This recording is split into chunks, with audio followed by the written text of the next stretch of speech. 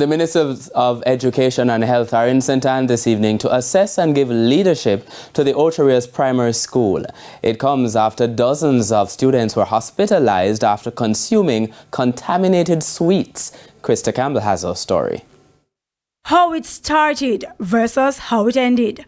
The seemingly harmless candies that sent about 65 students from the Ocho Rios Primary School to the emergency room at the St. Anne's Bay Hospital Monday afternoon. A lone vendor, no one knows him, came by and sold a product to our boys and girls, and we realized that after 8 o'clock, going 9 o'clock, boys, they started to show symptoms, vomiting, feeling dizzy, blocking out, and so we rushed them to the nurse. Principal Suzette Barnes-Wilson says the Education Ministry, police and Ocho Rios Health Center were then called, and the school administrators were advised to bus the affected students to hospital. Frantic parents were also called to the school. I'm on 7-day fasting, and my third day I turned to my child, I turned to her and tell her, I said, Oshira, do not go to school and buy no sweetie or no thing at all. And to eat it full package.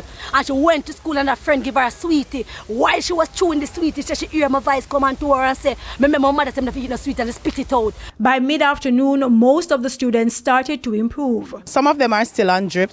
I counted just about 15 more, and we are still here at the hospital. She's not too bad at the moment, but she says she feel weak and her head feel heavy.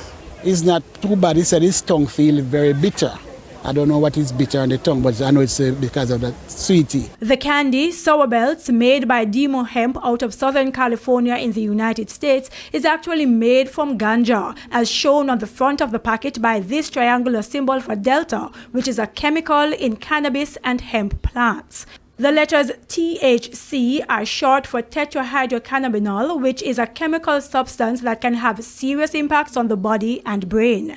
On the back of the packet, manufacturers note the candy is not approved by the Food and Drugs Administration (FDA) and warns to keep out of reach of children, as it is not intended for use by anyone under 21 years old.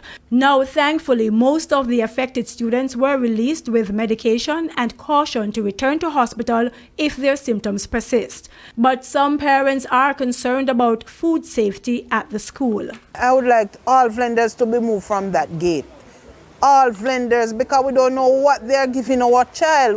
Then leave home good, and at the moment then come home is a different thing. They act like they're mad. Sometimes you talk to them and talk to her and she get mad for me. That's me if I understand, no, this is not the child that I did have. The principal insists Monday's incident was isolated, and as recently as 3 weeks ago, she met with vendors about what they sell to students. I was told when I drove in that a man came by selling stuff, and they asked him kindly to leave, and he left and went to the back gate. The male vendor is being asked to report to the police. Anyone with information that can assist us to identify him or his whereabouts are asked to communicate with the St. Anne police or any of our confidential line.